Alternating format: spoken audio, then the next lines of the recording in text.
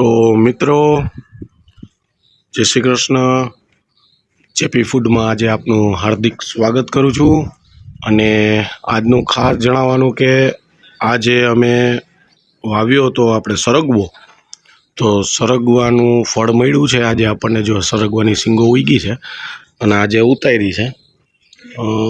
5 છે પણ એવી લીલી છમ છે, એની સુગંધ તમે જુઓ. હા હા હા, જુઓ તો ખરી.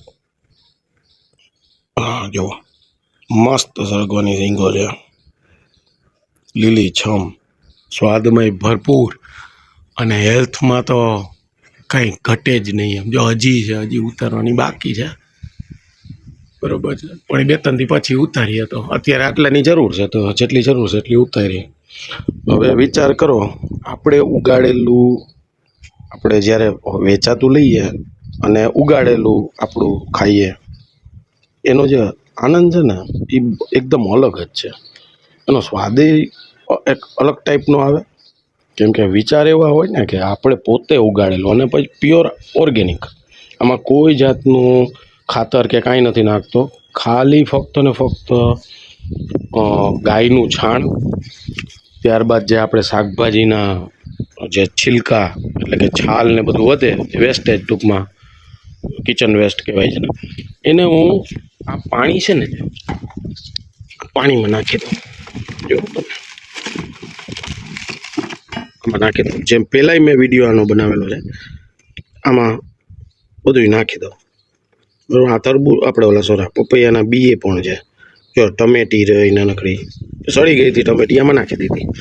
ટૂંકમાં આ છે ને એટલું પોષણ આપે કે વાત ન પૂછો. એમ પૂછવું હોય તો પૂછો. પણ જુઓ, આમાં છે ને બીટ, આ જો અડદની દાળ નાખેલી છે, મગની દાળ થોડીક નાખેલી હતી.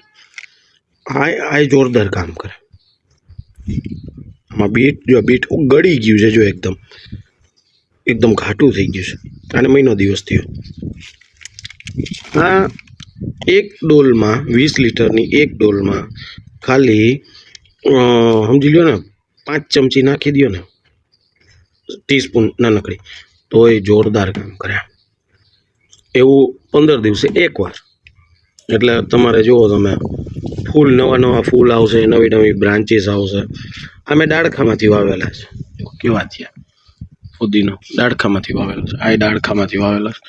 ગામમાંથી લઈ આવીને આપણે 5-10 રૂપિયાનો ફુદીનો, જે કંઈ 10-20 રૂપિયાનો, એમાંથી પછી હારા ડાળખા હોય ને, જાડા આવા, જો આવા જાડા હોય ને, એને વાવી દેવાના, એટલે મસ્ત ઉગે. ત્યારબાદ આની અંદર તમને કાંઈ દેખાય છે? મને નથી દેખાતું. આની અંદર છે ને 2 સેતુરની ડાળખીઓ આવી છે.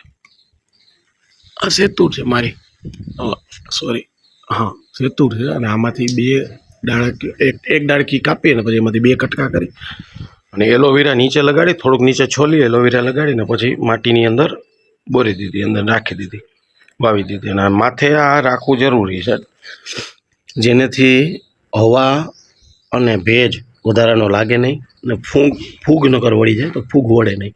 અને એમાં કૂપણ જલ્દી ફટાફટ ફૂટવા માંડે, એટલે નવા પાંદડા જલ્દી, નવી બ્રાન્ચીસ આવવા માંડે. એવી રીતના આ મેં વાવ્યું હતું. હવે આ જો આનું રિઝલ્ટ જુઓ તમે. અમે